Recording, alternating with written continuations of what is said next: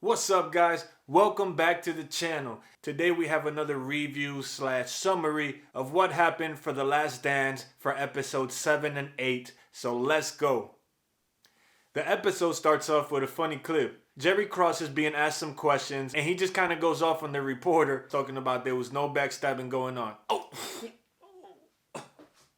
excuse me. I think I just got stabbed. I'm just kidding, y'all. Listen, Jerry Cross is a clown for saying that. I have come to his defense on many things, but the whole not backstabbing thing, stop it. Just stop it. Come on, son.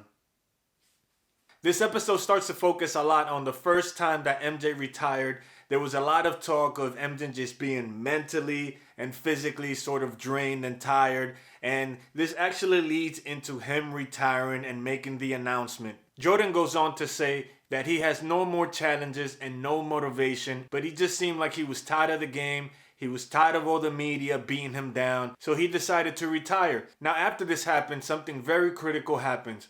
Michael Jordan's father was murdered. Rest in peace, Papa Jordan. And now with all the speculation and everything that was happening around the gambling and all the drama that Michael Jordan was seeing, they started to try to put two and two together, and analysts and reporters started trying to report that this could have been related to his gambling habits, which is just, crazy. Let the man's father rest in peace and let the man retire in peace as well. Now let me make a segue to something that's a little more lighthearted and funny. There was a rumor going around that Michael Jordan had actually gotten suspended by David Stern. What? How in the hell is David Stern going to suspend his cash cow? Do people really believe that David Stern was going to force Michael Jordan to take off 18 months because of a suspension due to some silly gambling? That's just ridiculous. That's one of the dumbest things I've ever heard. After all of this, Jordan actually decides that he wants to play baseball.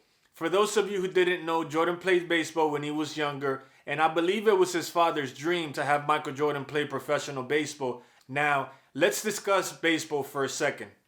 Hold on.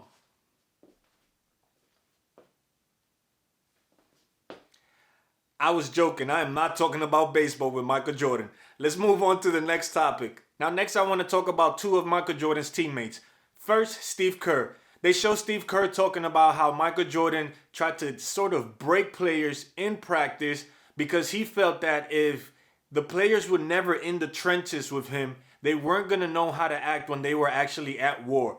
Now, I agree with that and I like that idea that Jordan had. What I don't necessarily love is his approach to it. Physically putting your hands on teammates or abusing them mentally, I just don't know that I agree with that. You can't talk trash, so that I'm completely fine with. The next player that we're going to talk about is Scott Burrell. Jordan talks about how he kind of honed in on him because he saw that he was lacking seriousness and motivation, and so he decided to focus on him. He became, my guy to kind of keep pushing. I know we were going to need him at some point in time, and he's going to remember this, and he's going to get out there and he's going to fight. I'm also okay with that. It seems like in his mind, he knew that Scott Burrell was someone that could handle all of this. Now that ended up being something that actually helped the Bulls because there was a game where Scott Burrell had 23 points and was 7 for 9. And I bet you after that game, Jordan is sitting there just smiling to himself thinking, this is why I do what I do with players. Now the season begins and the Bulls start playing without Michael Jordan. And they sort of have this amazing season. I believe that season the Bulls won 55 games, which was only 2 less games than the 57 they had won previously while Michael Jordan was on the team. And they talk about the chemistry in the team and how things were going smoothly. Pippen even jokes about players being happier, getting more shots up. They asked him how they were doing, and Pippen actually says, great. How did the team do with that first season without Mike? Great. They had nobody yelling at them. They got up plenty of shots. Now that's interesting to see. Maybe I'm reaching here, but it's almost like Scottie Pippen wants you to know that he was important to the Bulls and tells you, look, man, we were doing great without Michael Jordan. Although later on we found out what happens when you don't have Michael Jordan. You don't win a championship. Now, I actually have a question for you guys. Do you think if Michael Jordan did not retire when he did, that the Bulls would win 8 championships in a row? Now, I don't think so. That's just my opinion. And I think Michael Jordan himself tells you that that's not really possible. Players lose motivation and that drive that they had before just kind of goes away. So I think what Michael Jordan did was smart because he knew if he played that next season, he probably wasn't going to have the motivation that he had. Now, while all of this is going on and the Bulls are actually playing well, this was Tony Kukoc's first season. And they go on to talk about Tony Kukoc and how well he was actually doing. They do all of this, they build him up to pretty much later on talk about the moment where in a playoff game, Scottie Pippen was angry that Phil Jackson did not choose to have him take the last second shot. Tony Kukoc goes ahead and hits the game-winning shot, and it leads to drama in the locker room, which they actually address. At least Pippen was manning up to apologize. Jordan says that that's something that's probably going to be held against Pippen, and it's going to be a stain in his legacy for his entire career or life, etc. The next day, I get a call from Michael. He said, I don't know if Scotty's ever going to live this down. It's always going to come back to haunt him at some point in some conversation. Pip knows better than that. Now, I just want to take a moment to say rest in peace to Patrick Ewing. Man, roll the clip.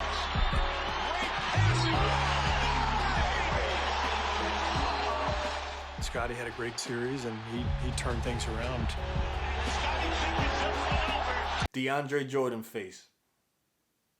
Man, that's got to be, in my opinion, one of the top 5 dunks ever. The way he just extended, and it was body-to-body contact on some Dominique Wilkins-ish, if you know what I'm talking about, was just hard. And the most disrespectful thing about that, and the thing I loved the most, was that he shoved him to the ground, and then he just walked over him. The ultimate sign of disrespect. What does that remind me of? Now, episode 7 ends in a very interesting manner. They're basically talking to Jordan himself about why he did the things he did and how he feels about it. And Jordan says that after people watch this, they're going to look at him as if he's some sort of tyrant. And he starts to get emotional. Like, I don't have to do this. I'm only doing it because it is who I am. That's how I played the game. That was my mentality. If you don't want to play that way, don't play that way. Break. Now, this is weird to see, but it's also for me good to see because I'm a person who believes in bonding with teammates. And I don't feel that you need to do some of the things that he did to his teammates in order to win. I think he could have gone about it a different way. I think he could have still been very pushy, pressured his players, talked trash to them, and just kind of got almost to that point without actually doing it. But, I mean, who am I to say anything? The guy won 6 championship rings. I like how that episode ended. Very emotional, but it shows that this is true, everything that's going on from his point of view. And that I don't know that he has regrets, but I don't think he's necessarily happy with how people are going to view him or how he thinks people are going to view him after likely watching this docuseries about himself. Now, on to episode 8. And as we know, this series jumps back and forth between the first three-peat and the second three-peat. So in this scenario, they start the episode with BJ Armstrong talking about how he knew that the Bulls themselves knew and felt that they were just better than everyone. So BJ Armstrong is talking about a series where they were playing the Bulls and the Bulls won game 1, and then in game 2, BJ Armstrong goes off. Now, BJ Armstrong starts to celebrate, and the Hornets, all of them start to celebrate, and you know what happens next. You just motivated Michael Jordan. That is the worst thing you could have done. Now, after this, MJ did what MJ does. Self-motivation, any way, shape, or form. That is, I will say this, that is the thing I admire the most about Michael Jordan. Now, before we get to what happened with the Hornets, they switch over and they talk about LeBradford Smith, which is a player who had just a great game one time against Michael Jordan. He had 37 points, and they go on to basically tell the story, hinting at what's going to happen next. Now, this dude scored 37 on him the whole game, or against the Bulls. Jordan went out and scored 36 points in the first half just to prove a point. Now, once they tell that story, they go back and they talk about how the next game, Michael Jordan guarded BJ Armstrong. And BJ Armstrong was 1 for 7 in that game, and Michael Jordan completely shut him down. Now, again, they're jumping back and forth, so they went from him being retired to just telling the story. And then what ends up happening is baseball goes on a strike. And while baseball was on that strike and Michael Jordan was retired for those couple of years, then he started showing up to the Bulls practice. And before you know it, guess what? I'm back. In his first game against Indiana, he was nervous. He talks about it. And he went 7 for 28 in that game, and they lost the game. A couple of games later, I think it was the 5th game of the season, the Bulls played the Knicks. And yeah, he scored 55 points. The Knicks fans just have, Knicks are like a punching bag. And I'm from New York, but I've never been a Knicks fan. I was a Reggie Miller fan growing up in New York City. Yes, a Reggie Miller fan, like the most hated person in New York City outside of this guy who just scored 55 points. Now from here, they move on to the Bulls playing in the playoffs, and they specifically go to the Bulls playing the Orlando Magic. Now they jump into the playoffs because they want to talk about the Bulls playing the Orlando Magic. And what ends up happening is that the Orlando Magic actually beat the Bulls. And in a critical game, Michael Jordan was stripped by Nick Anderson. And that led to the go-ahead bucket in that game. And then the very next play, Jordan lost the ball, turned it over. And after the game, Nick Anderson says that 45 ain't 23. And crunch time, gives up the steal, throws the ball away, Bulls lose. After the game, Nick Anderson said, he was like, 45 isn't 23. Then they talk about how that offseason Jordan just refocused. He wanted to rebuild his body. He was also filming Space Jam. So 2 things were being acknowledged while this was happening. One was the fact that Jordan was working out on his body the whole time while filming. But the other thing was that he was actually having players come play after he was filming all day long. And they talk about how those were some of the best games. Now from here, we go to the finals where the Bulls face the Supersonics with Gary Payton, Sean Kemp, and Detlef Schrempf. And they tell the story about how Michael Jordan saw George Karl, who was the coach for the Sonics at the time, in a restaurant, and George Karl walked right by him and didn't say a thing to him. Now the Bulls go on to take a 3-0 commanding lead because of this. Michael Jordan was motivated to beat them because he had known George Karl and played golf with him, and so to see him not acknowledge him or say hi to him gave Michael Jordan motivation to want to beat them really bad. But after those 3 games, Gary Payton, who said that the coach, when the series started, told him that he needed him to focus on scoring, which is the reason why Gary Payton was not guarding Michael Jordan. And so after that 3rd game, Gary Payton says, you know what? I'm not listening to you no more. I'm guarding Jordan. What you talking about, George? I'm guarding whatever you say.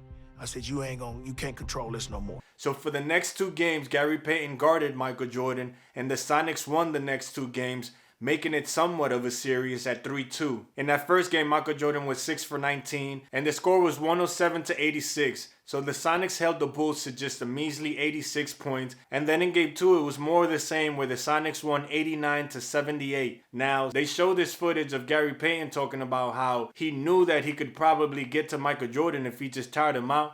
And Michael Jordan just cracks up. It took a toll, and then I feel myself resting him a little bit, and then the series changed. And I wish I could have did it earlier. It was a difference with me and beating him down a little bit. I had no problem with the glove. I had a lot of other things on my mind. Now, I'm not going to agree with that. You're Michael Jordan. It's okay to just admit that Gary Payton is a great defender, and he held you down for a couple of games. Now, for game 6, it ends up dropping on Father's Day.